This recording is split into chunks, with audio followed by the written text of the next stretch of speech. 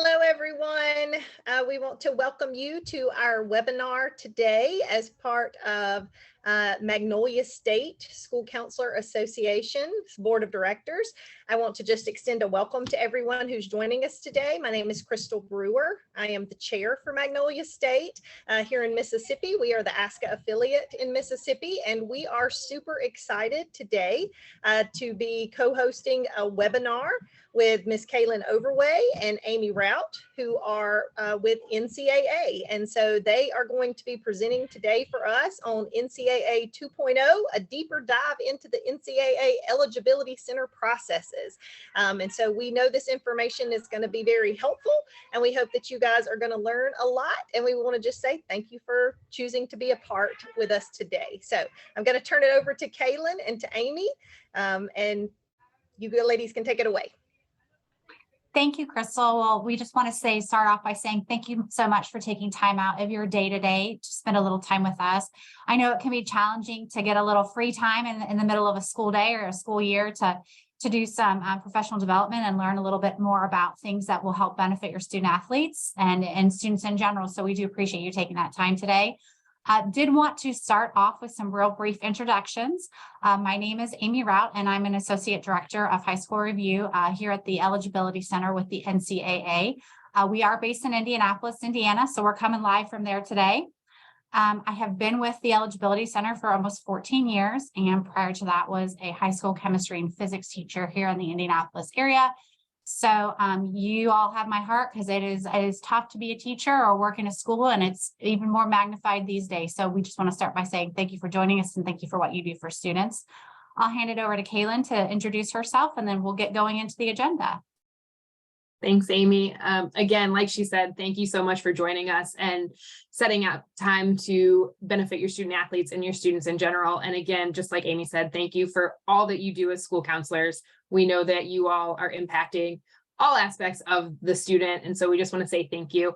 My name is Kaylin Overway. I'm an assistant director in the Eligibility Center. I have been with the Eligibility Center almost 5 years. And prior to that, I was a high school English teacher, and I have my master's in school counseling. So I've completed the internship, but I never fully practiced as a school counselor. So again, thank you so much for being here, and I'm going to turn it over to Amy. Thanks, Kaylin. So we're going to dive right into our agenda. And I do want to point out that today's presentation, we're going to be doing, like the title says, a deeper dive. So we're not going to spend a ton of time doing those basic Eligibility Center 101s, like the initial eligibility requirements. We will show you at the end of the presentation where you can find that information. There's a couple really great one-sheet references, as well as a couple guides that are available for students as well as school counselors that have those eligibility standards printed out for you. We could read them to you, but I'm pretty sure you can read them for yourself. But I really wanted to spend today's time talking about things that you might encounter as you are helping your student athletes, specific to COVID-19 and how we've responded to that. Specific high school review processes, so looking at the different types of things that we do review here at the Eligibility Center, and then taking a deeper dive into things like the non-traditional core course legislation. And when we say non-traditional, those are like our online blended e-learning types of courses. The big hot button is those core courses. What is a core course? So we're going to spend some time talking about that. And then just highlight some special scenarios that maybe some of you are aware of and some of you aren't, that might help your student athletes hit those initial eligibility benchmarks. And then finally, Kaylin will finish it off with the role of the student. So I'm going to go ahead and transition into those COVID-19 policies that were rolled out in response to the pandemic. Now, everything I'm sharing with you now is not new. It is a continuation of policies that have been put in place since that spring-summer 1920 term that has continued to be extended for the past 3.5 years. But I did want to take some time to go over that stuff as well. So first and foremost, I want to talk about standardized test scores. Previously, as part of the initial eligibility requirements, students needed to have either an SAT or an ACT score that correlated to a core course GPA. In response to the pandemic, we recognized that students were unable to take tests or retake tests because testing wasn't happening, or students were not comfortable, or their parents were not comfortable sending their students to testing environments. So that test requirement was suspended and will continue to be suspended for students who will be initially enrolling in an NCAA school full-time in the 23-24 academic year. So that's next fall. So students will not need that ACT or SAT score for initial eligibility purposes. I do want to caveat that though, students may need an ACT or an SAT score for the purposes of admissions at the universities that they're applying to, or for specific scholarship programs, or maybe even specific programs within those colleges. So it's important when student athletes are talking with the institutions that are recruiting them, that they understand that the test score requirement for initial eligibility is not needed, but that their recruiting institutions still may require it for the purposes of admission. So they want to work with their admissions officers to make sure they understand that requirement. The big question that someone's going to ask me later on, or you might be thinking right now, is, well, what about after the 23-24 enrollees? Where are you going with test scores then? And I'm going to give you not the greatest answer, but it's TBD. So the way initial eligibility requirements work at the NCAA is our member institutions, so our colleges and universities that make up our organizations, they propose the legislation, and that legislation is voted on by those member schools. So if they would like to make a change to it, they have to put that through the legislation process. So currently there is a proposal on the table for our January convention, that's January of 2023, so coming up here in less than a month, where we will, I'm sorry, a little over a month, got ahead of myself, where we will be looking at potentially having our institutions determine whether test scores will continue to no longer be used in initial eligibility calculation or eligibility. So more to come on that. I would say I would expect some kind of decision to be communicated outward at mid to late January about where that vote ended up. But for the purposes of initial eligibility right now, students do not need test scores for NCAA initial eligibility. So we'll go ahead and transition to the next COVID topic, and that's distance or e-learning. Talked a little bit about that on our agenda slide. Everything I'm about to share with you is applicable in all the years on the slide. So if you have a senior right now in high school, basically the policy I'm about to explain to you was in effect for the majority of their high school attendance. So with the exception of that first semester, that 2019 semester. I do want to highlight, and it's at the bottom of every one of the next 3 slides, is what I'm about to explain is no longer going to be applicable for courses completed on or after September 1 of 2023. So let's talk about that COVID policy in more detail. So prior to COVID, in order for students to be able to take advantage of courses completed through distance or e-learning programs or other similar means, those courses had to go through a separate review. And Kayla will talk more in detail later in the presentation about that non-traditional core course review. But we recognize that schools had to quickly pivot their educational models in response to the pandemic. So going, in a matter of minutes, some places hours, days, from a fully in-person to a fully remote environment, that they had to use or employ programs they had never used before that were online or distance or e-learning, and therefore didn't have the opportunity to have them reviewed. We didn't want to penalize students or schools that basically did what they needed to do to continue the learning environment in response to a pandemic. So the Eligibility Center was not and is not still requiring a separate review of those types of programs for those courses to be used during the times that are listed here. So spring of 2020, the full 2020, 21, 21, 22, and our current academic year of 22, 23. So I would just want to reiterate that students are able to use courses completed via distance learning, e-learning, online without a separate review during those time periods here for initial eligibility purposes. I'm going to caveat this again.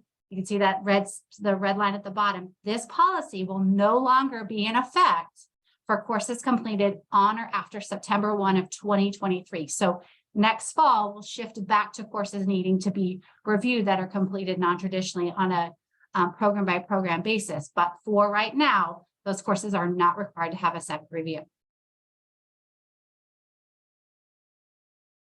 Also want to point out to you that this policy is not specific to a cohort. So it's not just for their freshman year or sophomore class or junior class. This is specific to the academic year in which those courses were completed. So it has really nothing to do with which grade level. It has to do with the actual academic year. So wanted to highlight that as well. Couple other things we wanted to highlight. One of the things that might be causing a little confusion for student athletes if they log into their accounts to see what their academic status is for initial eligibility is that there's what will happen instead of it saying cleared, it'll say waiver approved. So that's a little sometimes alarming to student athletes. So if they get into their account and it's been finalized and it said their non-qualifier waiver approved, that waiver is the COVID-19 waiver. That waiver is just showing how we've taken out the test score requirement and are just fully looking at their academic record based on those 16 core courses and their core course GPA. So just wanted to highlight that. And then another big thing is for Division I, there is what we call the 7-10 split. And that is the idea that students have a certain amount of time to complete courses. So you have 4 years to complete 16 core courses. And then for Division I, you have the first 6 semesters plus the summer school after to complete 10 core courses, and 7 have to be in English, math, or science. Because of that, sometimes students became a little deficient, and so they would have the opportunity to do what we called a +1, take 1 additional course before full-time enrollment for Division I purposes.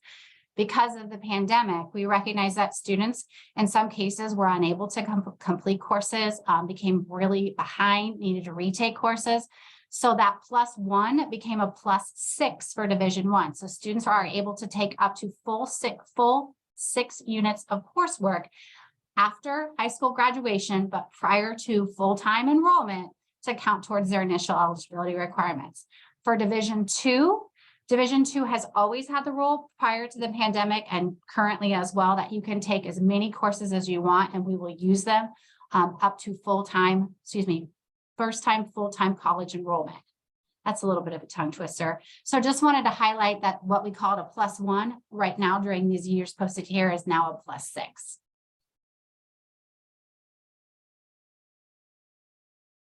All right, thanks, Amy. No problem. So now we'll switch into what the high school review staff reviews. So this could start as big picture as accounts, and that's what we call our school reviews. So we're looking at school policies and operations, and then the oversight of the curriculum, instruction, and assessment. Basically, do we trust this information that we're getting from your school, and is the school actually a school? Then we go a little bit more narrow and focus and look at the program, and this is, we call it programs when we're talking about a specific instructional model to see if it meets legislation. So we have some legislation that's specific to our in-person, face-to-face, either everyday or university model where you're going into the classroom and working in person. And then, as Amy said, that non-traditional, the online, the blended, hybrid, independent study, and we'll go more in depth here shortly. And there's specific legislation for that. And then finally, we review core courses, and we're looking at rigor of performance tasks and course content. And does that course content and the level of rigor meet the legislation of the core course so that it can be added to your school's core course list? So like Amy said, non-traditional courses, online, distance learning, independent study, individualized instruction, correspondence courses, and then we have the caveat of courses taught by similar means fall under this in the NCAA non-traditional core course legislation. So we'll start, and I'm not going to read this word for word to you all, but basically the first part of that legislation is just, is it a core course? And Amy will go more in depth about what the legislation is as far as what a core course specifically is. Then we're looking at the student-teacher interaction. So for the purposes of teaching, evaluating, and providing assistance, students and teachers have to have interaction, regular and ongoing, for the entire duration of the course. And that's for all students, whether they're struggling or whether they're excelling. Students' work is available. And then you all tell us basically who the appropriate instructor is for these courses. The course has a defined time period for completion, and we'll go a little bit more in depth in that one as well. And then the course is put on the transcript and any student can take it, not just student athletes. So the first part of the legislation that schools often struggle to meet is that student-teacher interaction piece. We're looking for the program to have regular and ongoing interaction for all three of those purposes, the teaching, the evaluating, and the providing assistance for all of the students throughout the duration of the course. So oftentimes that help desk model that some schools have implemented, where a student has a question, then they ask the teacher, and that's when they get interaction and when they get instructional interaction from the teacher. Those wouldn't meet our legislation. We are looking at different ways that instruction can be happening, and we know that it may be coming from different cases. We know that in online courses and in independent study courses, it's not going to be your typical teacher stands up at the classroom, presents a lesson, and then students work on their own. So we look at different ways. Sometimes schools will have front-loading measures where at the beginning of a unit, they'll meet with the student and go over some of the stuff that's going to be covered in that unit. We've also seen it on the back end where there's instruction after an assessment. So a student, even if they do incredibly well, there are still oftentimes places that they can continue to improve and they can extend that learning. So we're looking, like I said, I was a former English teacher. So we're looking for, oh, that thesis was excellent. Let's continue to work on how we embed and how we provide an analysis of the quote to support your thesis. And maybe we can provide a counter argument, not just all three arguments for your side. So we're looking at a variety of ways that you can have that actionable and instructive feedback, as opposed to just like a good job, keep up the good work. So we're looking for that really instructional piece that could be coming on the front end or the back end. And then the other piece that schools often struggle to meet is that core course, or is the defined time period for completion. So when we talk about a defined time period for completion, we're looking at a minimum and a maximum. And oftentimes schools have that maximum in place, whether they know it or not. Your student has to finish the course by the end of the year, or at least by graduation. So there is a maximum time frame there in place. It's the minimum that is often where schools struggle. But the minimum does have to be established. So a student can complete a course no faster than however amount of time. That could be in hours, that could be in days. And the reason we have that in there is because we have seen courses be completed, such as a pre-calculus course, in a matter of 4 hours. So we realize that if it's a rigorous course, that's probably not going to be happening in 4 hours. So then we start to question what mechanisms were in place, some academic integrity, and the rigor of the course. So that minimum time frame is there so that we can understand how long those students are working in the course. And again, it could be, like I said, some of the online courses have videos built in. They can't fast forward through the videos. And when you buy your online program, it says there's 30 hours worth of videos. Okay, well, the minimum time frame in that case could be 30 hours because at least the students are working in that course for 30 hours because of the videos that they can't fast forward through. So we do look at this in a holistic way to make sure that the student-teacher interaction and the minimum time frame work together. So if you say that the minimum time frame is 1 week and the student-teacher interaction occurs every week, well, in that case, the student-teacher interaction isn't happening for the duration of the course because they may be only meeting with the instructor one time. So that's not happening throughout the course and regularly throughout the course. So we do look at these pieces together to make sure that they mesh together and that they make sense together and that it is a more holistic review. So when you complete the non-traditional program review, a decision email is sent to your primary and secondary contacts in your NCAA high school account, and it'll tell you if it's approved or not approved. And then within that, if it's not approved within that decision email, it will outline specifically what parts of the legislation were not met. So then there are kind of two next steps. The decision inquiry step is if you think that you weren't able to provide all of the information or we misunderstood something, you can call our customer service staff, and we'll put that phone number up at the end of the presentation. Call our customer service staff and request the decision inquiry process, where you will have the opportunity to explain how we misinterpreted the legislation and then provide evidence to back up and basically say no, here's how we meet that legislation.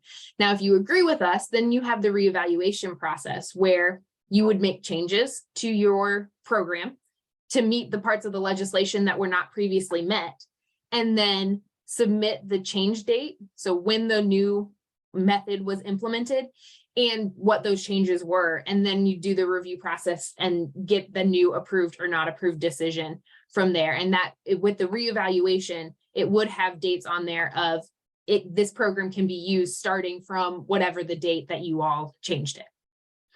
All right, I'm going to pass it over to Amy to really go in depth with core course review. Thanks, Kaylin. And I remembered to turn my camera and my mic back on. So that's one good thing down on the list today. All right, so we're going to delve into the bread and butter of my team, and that's core course review. So one of the things I alluded to a little bit earlier was the idea that since we're not taking test scores currently for initial eligibility purposes, we're just looking at those core courses that students complete to meet initial eligibility requirements, those 16 core courses that we use to calculate that core course GPA. So I want to talk a little bit about that core course review process. So first and foremost, I want to talk about, in order for a course to be approved, it has to meet two components. One, it has to meet our NCAA core course legislation. And like I talked about before, when I talked about test scores, our legislation is determined by our member institutions. So those colleges and universities that make up our organization, they determine that legislation and then they give it to us and we implement it. And the way we've implemented that is we've worked with our high school review committee, which is a committee of professionals from across the secondary and post-secondary space, who help advise us on the policies and procedures that we implement as we review these core courses. And from that, we have our core course criteria for review that has made up of two parts, which is the course content and the rigor of performance assignments and assessments. So let's take a deeper dive into that. So let's talk about that core course legislation. Kaylin alluded to it a couple slides ago when she talked about non-traditional core course requirements. So a core course must meet the following criteria. It has to count for high school graduation in one of the areas described here on the screen. Did want to point out to you that world language does include American Sign Language. So that's a course that is a core course. So if you offer that course and you've never had it listed or on your list, that's something that you absolutely could. It does qualify for high school graduation and meet our legislation. It needs to be considered for your college preparatory. I'll come back to that part in just a minute. Needs to be taught at or above your high school's regular academic level. So if your high school offers different pathways, whatever that college preparatory, that standard level is, that course needs to be there at that level or higher. So if it's at that level or honors or AP or IB, those are the types of courses that we could potentially approve. And then finally be taught by a qualified instructor. So those are the pieces of the NCAA core course legislation. From there, I want to talk more in detail about college preparatory. What does the NCAA consider college preparatory? So you can read it here, but basically what we're looking for is coursework that prepares students for first-year college success. That's the benchmark we're going for. And that review includes looking at both the contents, the meat, what are students being asked to know, and also the rigor of performance assignments and assessments. What are students doing with that content?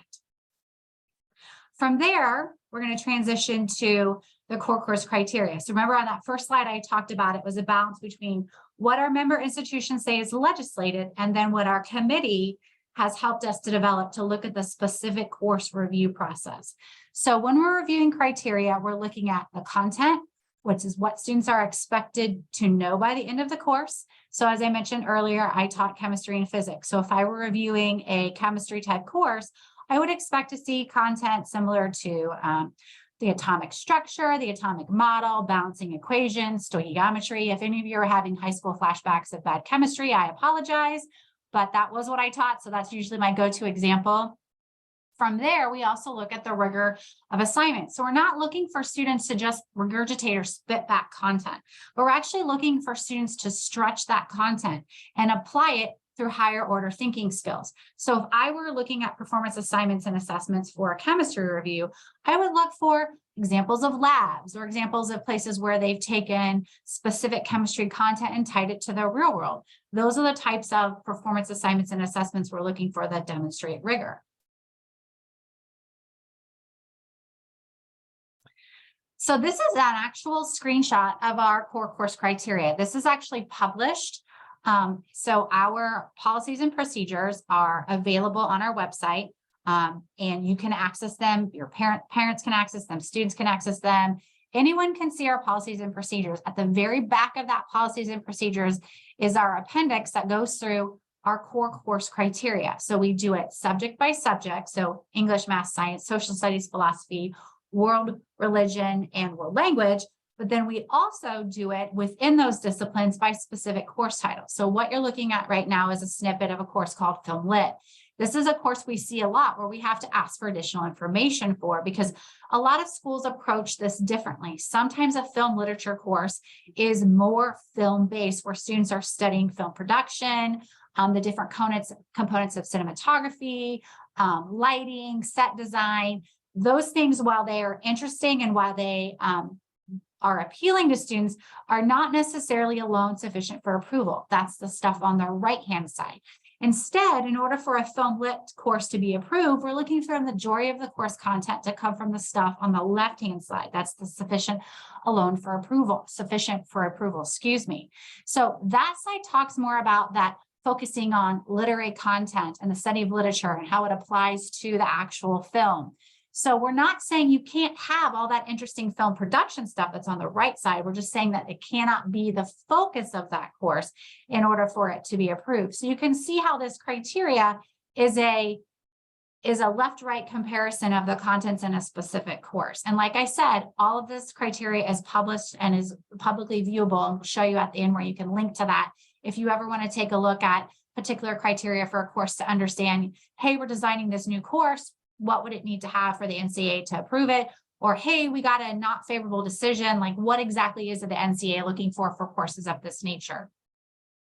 We'll go ahead and continue on talking about core courses specific to the rigor of performance assignments and assessments. This is a really nice little graphic that breaks down what we're looking for.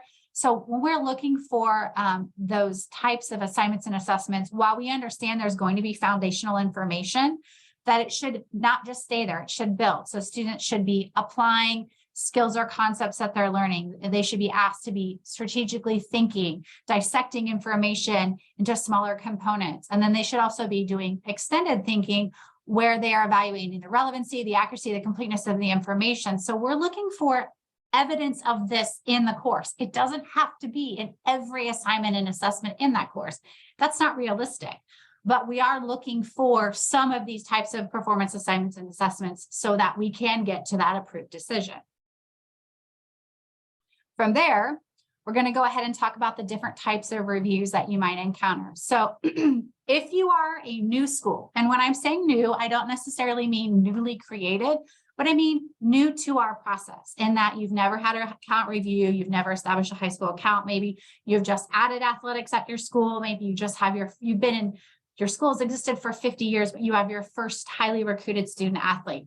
Those schools would be submitting for the first time. So they would be submitting every core course that they offer that they would like to have listed in their account to be used. What we do is we will take the titles you're submitting and we will cross-check those titles with the catalogs, the course catalogs, program of study, whatever your school may call it, that was submitted during the school review process to figure out, like, okay, so if you submitted British Lit, is that course in your catalog? Yes, it is. And we read the description, and is that a standard British literature course that we see? Yes, looks good, approved. So we'll do that throughout your catalog. That's the first type of review. That's an initial review. The second type of review is for a school that has had a list of core courses for a while and they're making updates to their existing list. Probably a lot of you may be in that space right now. I know during the pandemic, we probably weren't doing sweeping curriculum changes because, let's be real, we were all just trying to keep our head above water and not being maybe too thoughtful about new curriculum, just because the stress of getting through a day-to-day was pretty high. That said, we do have a lot of schools that are back to those new curriculum designs and are in the process of designing and submitting new courses. So you might be adding a course to an existing list. You might archive a course. That's a course maybe that was offered previously, but for whatever reason, your school's decided not to offer it anymore. It's not applicable. There's low student attendance. You're going a different direction. So you archive that course. So it's still on your list. It's still available for students to use in their initial eligibility that had taken it in previous years, but it's not on your active active list. Or you might change course titles. Maybe your school was traditionally offering English 1, 2, 3, and 4 as your course titles, but now you've changed it to freshman lit seminar, sophomore composition writing, junior American lit and history studies. So that would be a course title change. So that's another way that schools might manage or update their lists. And then the last type of review is what we call an opportunity for schools to provide additional information. So despite what people think, we do use a little common sense around here when we review courses. So a course like English 1, English 2, English 3, English 4, if it's in your catalog, we're going to just probably approve it on title alone. It's a standard course title. We're probably not going to ask you too much about it. However, if there's a unique course title that we've never seen before, or a course title that has a lot of variation across the country, something like film lit, we're going to invite you to provide us additional information because we want to make the right decision the first time, rather than saying yay or nay and then finding out down the road that, oh no, that's not where we should have been. Now, I think a lot of people have the perception that asking for additional information is an automatic no, and that is not the case. The majority of the time, we're able to make a decision on the initial submission. We only ask for additional information about 22% of the time. And of that 22% of the time, the approval rating upon document submission is about 80%. So the majority of the time when we ask for additional information, we get it and we're able to move forward with an approval. So I just wanted to throw that out as another type of core course review that you will encounter if you are maintaining your list of core courses for your school or district. So from there, let's talk about how our team actually does the core course review process. So someone from your school would submit a title or titles for review. We would open that submission and we would take those titles and we would review the titles against the legislation. So does it receive high school graduation in one of those categories? Is it college preparatory? Is it at or above your standard level? And is it taught by a qualified teacher?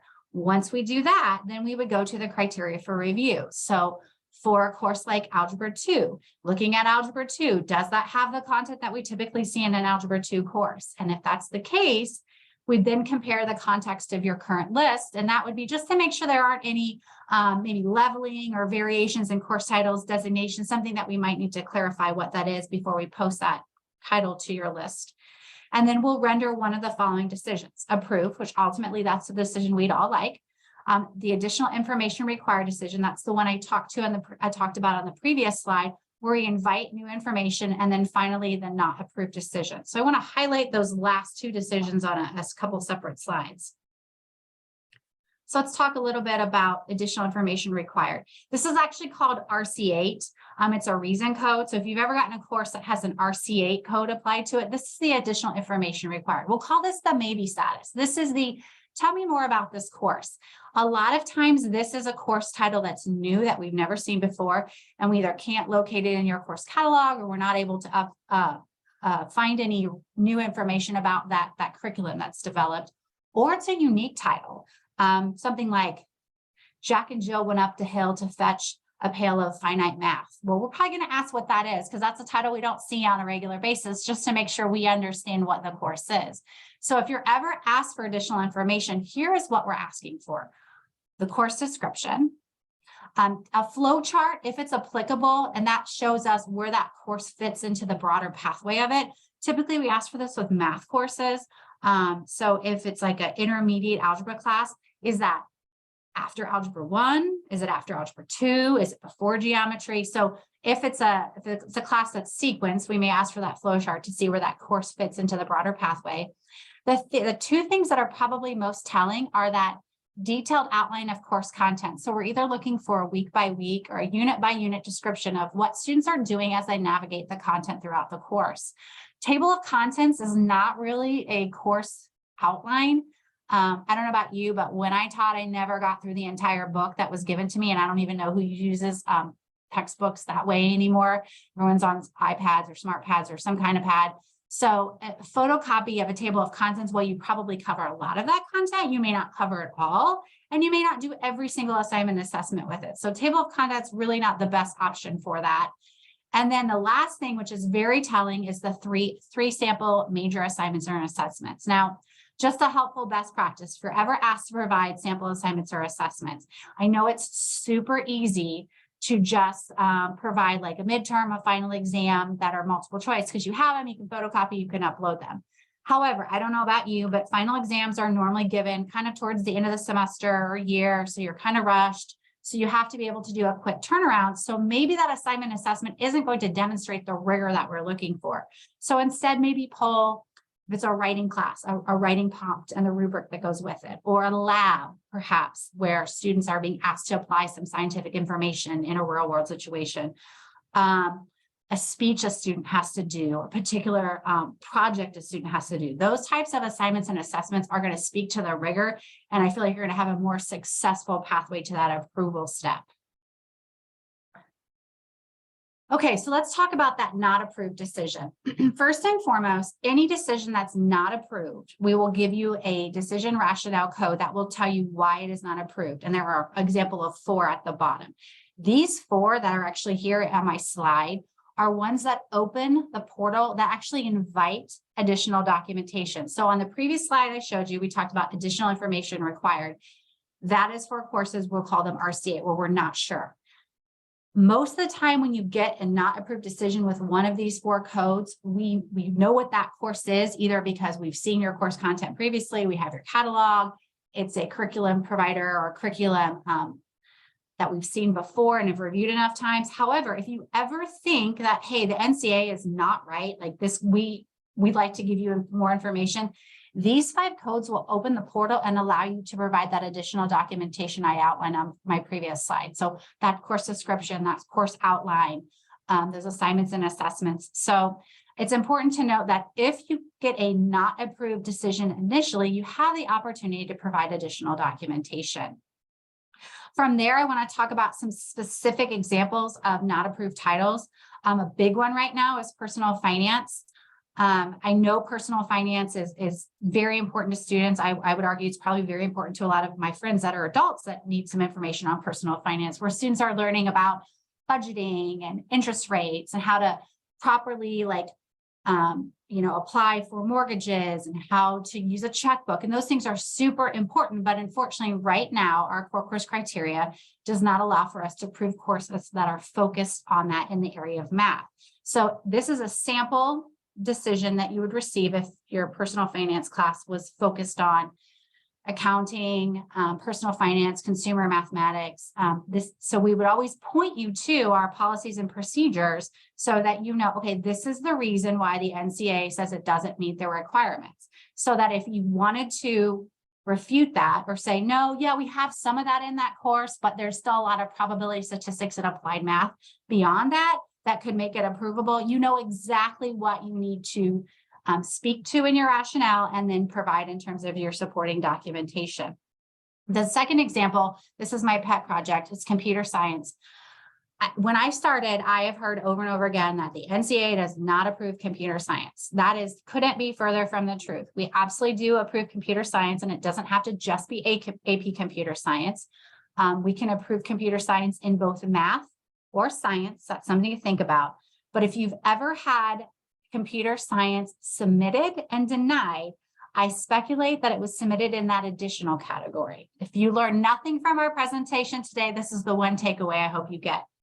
So we talked about the buckets: English, math, science, social studies, and then we have that additional category that has world languages, comparative religion, and philosophy. That final bucket, that additional, those 3 things are the only 3 things we can approve. So world language, which would include American Sign Language, some kind of comparative religion class, and then some kind of philosophy course. So basically what I'm saying is you could submit the most rigorous content-driven college preparatory course in additional. And if it's not a world language and it's not a comparative religion course and it's not a philosophy course, I can't approve it. So a lot of times computer science gets submitted in that area. If it's denied RC16, which means it was submitted in the wrong academic category. So if you ever get this RC16 code, I suspect that either you've accidentally placed a course in the wrong bucket. So chemistry is submitted as an English course. I just reviewed one of those today, so we can make that move for you. Or a class like computer science, but submitted in additional, had it been submitted or math or science, we could approve it. So if you ever get that RC16, I would look at potentially submitting in a different core discipline, and it probably would be approved on that title alone. Okay. And then we'll talk about the core course review process. This is very similar to what Kaylin outlined for the non-traditional review process. So we talked about how when we review a course based on the legislation given to us by our member institutions, but we also look at that core course criteria to determine if we can approve that course. If we can approve that course, it will be added to your list. If we cannot approve that course after review documentation, we will send you a detailed email that explains where the deficiency is and if any documentation was missing, so that if you think we made the wrong decision, that we didn't follow our legislation or our criteria, you know exactly what to provide documentation wise. So in the prior example where I talked about financial mathematics, if the course was financial mathematics and you're like, yeah, there is a lot of financial math in there, but we also do a ton with probability, a ton with data science, and then we do a little computer programming in there too. And that's the majority of the course. And while the financial literacy is important to that course, it's not the majority. You could provide documentation to refute that, and we potentially could get to an approved decision. So that would be that decision inquiry process that Kaylin outlined on her previous portion of the presentation, for if you feel that staff misapplied the legislation or misapplied the criteria. However, if you get your decision, you're like, yeah, they're right. The majority of this class is accounting and budgeting, and so it doesn't meet their legislation. But if we made a few tweaks to it, it could be approvable. You could go through that reevaluation, that process that Kaylin talked about, where you would make some changes to your course, and then you would request a reevaluation and tell us when the changes were made, and we could re-review that new iteration of the course. Do want to caveat, in saying a reevaluation, I'm not telling you what you should teach or how you should teach it, but schools are always asking, like, well, what could we do to get it approved? So we want to provide a little bit of consultation on that, of here's where it's not meeting our criteria. And then if a school chooses to make those changes, that's their choice to do so. But we want to give that information to you so that you have the necessary tools to decide what's going to best meet your students' needs. Okay, I'm talking a lot. Couple more things. Special scenarios. First and foremost, if your school reports in a numeric grading scale, we probably already have that on file, and that's super important because that's the only way we'd be able to enter the data from your students' transcripts. We take their course title from your list. If it's a numeric grade, the numeric grade from the numeric grading scale on file, and then what credit was awarded. That's how we get that certification done. But what a lot of people don't know is we can actually use weighting scales that are offered by your school.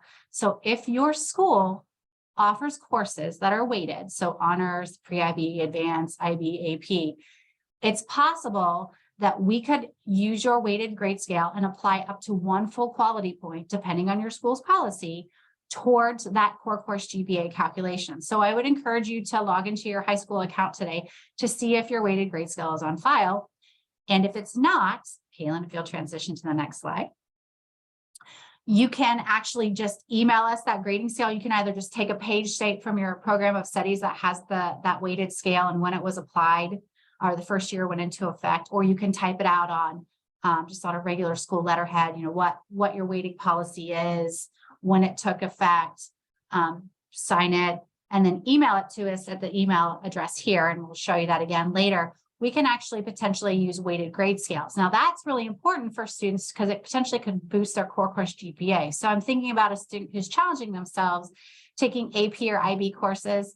So maybe they're getting a C because it's a more challenging course. And so a C would convert to 2 quality points. But if your school has a weighted grade scale, that adds 1 quality point, that then would boost them, that C, to a 3 quality point. And if you think about that 2.3 GPA as being that minimum GPA for Division I requirements, there's a big difference between a C or a weighted C. So if you don't have your weighted scale on file, I would encourage you to submit that. The next special scenario I want to talk about are pre-9th and dual enrollment courses. A lot of people are aware that we can use pre-9th courses. So those are courses that are completed prior to the start of 9th grade. So junior high, middle school coursework. Those courses would have to be earning high school credit on your transcript. The course would have to appear on your list of core courses as approved, and it would have to be earning some kind of a grade. That grade could be a P for pass. It could be a CR for credit. But it just has to be, a great example would be students who accelerate math. So taking maybe algebra 1 or geometry in 7th and 8th grade, and they get high school graduation credit for in middle school, and it ends up on their high school transcript. So that's something that we can do on behalf of students as well. Also, dual enrollment courses that are taken through or in conjunction with a local community college or a 4-year college or a 2-year college that are counting towards your high school graduation could potentially also be used for initial eligibility purposes. Have to be a core class, so we can't use like physical education taken through the community college because that's not a core class. But maybe it's they're taking a biology, an intro to bio class, or they're taking a world language class, Spanish 1 essentials at the local community college.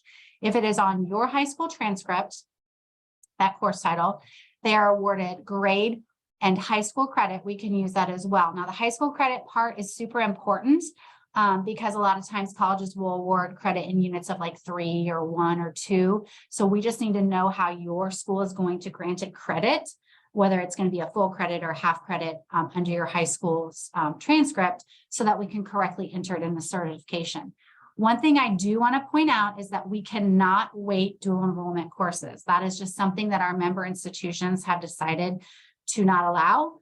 It seems a little counterintuitive if we're weighting honors and IB and AP, that a college course would be more rigorous potentially. But unfortunately for right now, those dual enrollment courses, while they are counted, cannot be counted for with weight.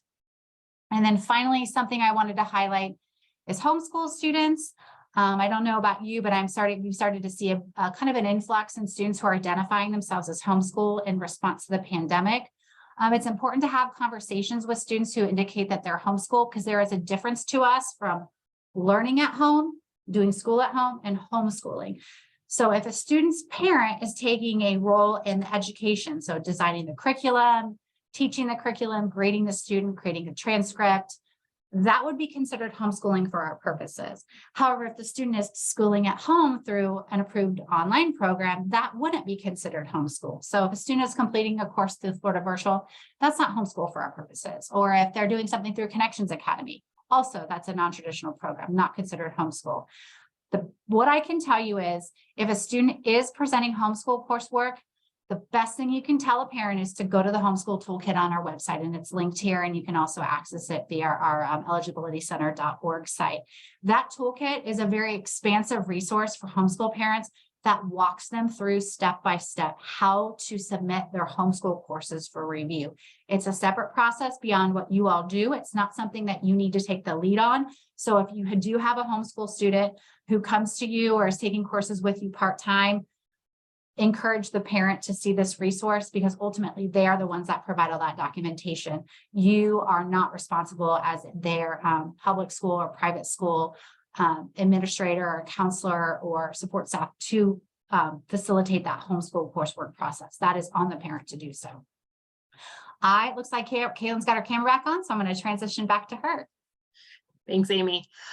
So as we get going into the role of the student, I like to start with the probability of going pro. So when I was a teacher, I definitely had several students that were like, I don't need this college stuff. I'm going pro. It doesn't matter.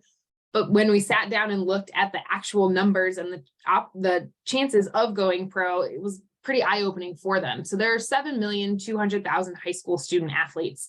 And now that goes down to 499,000 student athletes at the NCAA level, and that's across all 3 divisions. So that's 7% of high school student athletes are going on to play in one of our 3 divisions at the NCAA level. And then from there, NCAA into a major professional sport, that's only 2% of NCAA athletes. So really talk to your student athletes about finding that right fit athletically and academically. If the sports were to go away, would you still want to be at that school? Would that still be a good fit? Do they have the major that you want to go into? And so looking at all aspects of it, not just the athletic side. So we do have 3 NCAA student accounts.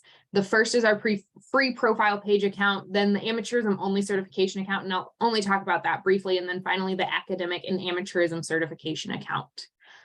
So the first one is that free profile page. So you can create this at any time. We often tell even 8th graders or 9th graders that this is the one that they should be making because it's free. So it allows them to get their information out there, and it allows them to get information from the Eligibility Center.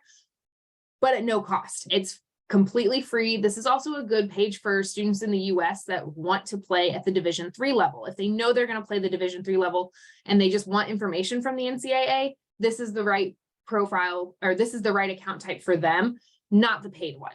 So this is registering. You can use this when you're registering student athletes for an NCAA certified non-scholastic basketball event, things like AAU and certain other things that they may need the NCAA ID number to participate in. And the nice thing about this free profile account is that it transitions into a certification account if the time comes. If they don't get recruited by a Division I or Division II school and they never need that academic and amateurism review, they don't have to pay for it. So it's nice to start with that free profile page to start getting information, and then they can transition it if and when the time comes. Like I said, the second account type, this is for international students or first-year enrollees and transfers that need to have their amateurism status certified by the Eligibility Center. It's $70. Most of the time, this is going to be used for international student athletes that are competing at the Division III level. But it may be right for student athletes that are transferring from a 2-year community college to an NCAA Division I or Division II school. And that's something that if you have students that went to a community college and then are coming back to you for help, you may be able to provide them some information on that. And then finally, the academic and amateurism certification account. So this is that third account. It's required to compete and play and practice and get that financial aid at a Division I or II school. And it does have a fee attached to it. It's $100 for a student in the United States, $160 for an international student. And it is you are required to have an academic and amateurism certification account to go on official visits and to sign an NLI, so National Letter of Intent, with a Division I or Division II school. So then college admissions, the student athlete still has to apply and get into the college of their choice, the college that's recruiting them. So that's a completely separate review and a completely separate application process to the NCAA Eligibility Center. And just because they are NCAA certified and they meet our requirements does not guarantee that they get accepted to the school that's recruiting them. And that's something that they need to make sure that they're talking to the college coach and the compliance and the athletic department at the university about. And then students should also be talking to their NCAA school for information about cost of attendance and financial aid. And like Amy talked about earlier, that test score to see if that's required for additional scholarships or entrance into certain programs. So make sure you're encouraging your student athletes to work with their institution to make sure that they have all of the information, whether that's the financial piece, the test score piece, all of those really important pieces on top of the academics and the athletics. So if you have a proactive student, again, this is their role. This is where student athletes can take on and be an active participant in their own recruiting and NCAA process. They make sure that they're enrolling in courses on their school's NCAA approved core course list. Your core course list is accessible to the public. So a student can go onto the website, search for your school's list of core courses. And when they come to you for scheduling, they can say, okay, I want to take these classes. I already know that they're NCAA approved. So they should be doing the bulk of that heavy lifting when it comes to their scheduling of making sure that they're enrolling in those NCAA approved courses. Of course, you all can help and say, remind them, have you checked the NCAA list? Let's sit down and look at it together, things like that. But they should be really focusing on that. They have to perform academically to the best of their ability. They have to ask the high school counselor to submit their final transcript with proof of graduation, and they need to understand the considerations for documented education impacting disabilities. And then if you have a proactive student athlete, they also are sharing their NCAA ID number with the schools that are recruiting them. They're applying to the schools and they're requesting that final amateurism if they're starting in the fall and on April 1. And if they're starting in that winter or spring term, they're requesting that final amateurism on October 1. So then we've got just some questions to ask for the student athletes to ask when they are going on those recruiting visits, asking about academic resources that are available, mental health resources that are available. And remind your student athlete, ask these of the coaches, ask these of current student athletes that are participating in the program, and ask them of the compliance and the other people within the athletic department to make sure that they get a well-rounded idea of what they have available to them as student athletes at that campus. And I know we're coming short on time, so I do want to make sure that we get through all of our resources. So this first page is just the title slide, but we've got, these are all linked. So there on the QR code is the guide for our high school counselors. And these, like I said, these are all linked. So the COVID-19 FAQ, visit the high school portal where you can submit your courses, subscribe to the high school newsletter at that link, visit eligibilitycenter.org, guide for the high school counselors, guide for the college bound student athlete. That one is great that student athletes can kind of really look through and figure out what it is that they should expect from the college athletic experience. And then the initial eligibility flyer that Amy alluded to earlier that goes into detail about what those initial eligibility requirements are, how many English courses, how many math courses, and the like. This QR code is for the COVID-19 automatic waiver FAQ. So if you have any questions about what Amy talked about, this will answer all of those questions. And then our social media, it's a great way to stay up to date on what's happening as changes are happening. Like Amy said, with the test scores, this will probably be one of the first places that we post that so that we can get information out to as many people as quickly as possible. And we want to say thank you for joining us. That phone number there, that 877-622-2321 is specific to high school administrators. So that's, and counselors. So if you have high school specific questions, that's your best place to go. And then that line underneath that is specific for your student athletes. So if they have questions that you don't know the answer to, have them call that number, and our customer service staff is great and will be able to answer those questions. And then the last thing that I have for you is just a QR code of how we did. It's a short survey. I believe it's 7 questions, but I think it's less than that even. I think it's only 4. So if you could just give us a brief tell us how we did, that would be great. And I know we're running short on time, so if we can get to questions, if there are any, we'd be happy to answer those. But if not, we can definitely work to make sure that you get those questions answered.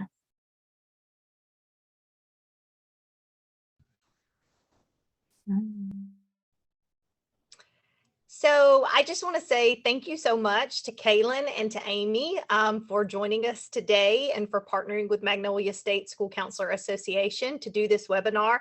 Some really great information as a K-8 school counselor. I learned a whole lot about things that are not something I deal with day to day, but I can understand why it's so important.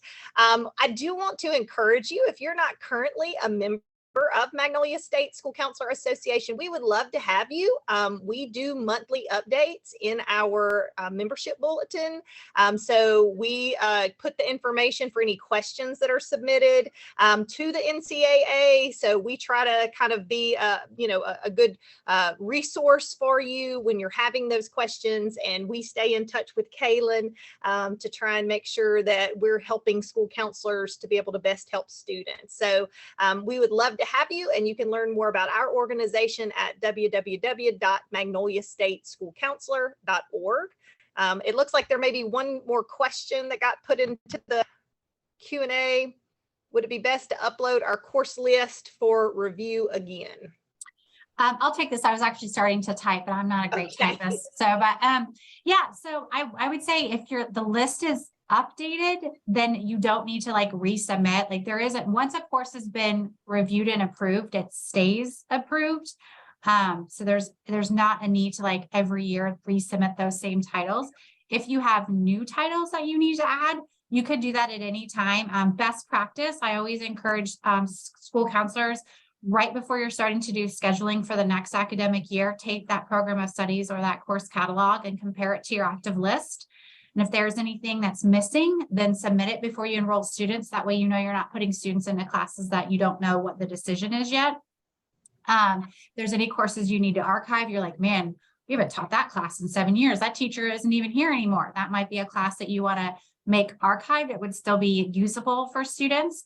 And perhaps you've had a course that you submitted previously and was not approved. Maybe you've made some changes to it. Maybe the curriculum has been entirely revamped. You're using an entirely different curriculum provider. You could resubmit that class for resubmission and re-review. So I think I touched on everything. I hope I actually answered the question, but I think it's important just to reiterate that you're not expected to resubmit the whole list every year. We only would want you to make any updates that are new or anything that you've changed the title, or if you've changed a course that was previously denied and you're like, I think it meets the criteria now, those are the types of things you'd want to submit. Okay, are there any other questions before we wrap up our webinar for today? Okay, well, we again just want to say thank you to Kaylin and to Amy for taking your time and presenting today on this very important topic. Our plan is to upload this presentation for anyone who missed part or all of this, because we know the life of school counselors is sometimes very unpredictable. So thank you so much for joining us today. We hope you have a wonderful rest of your day. Thank you.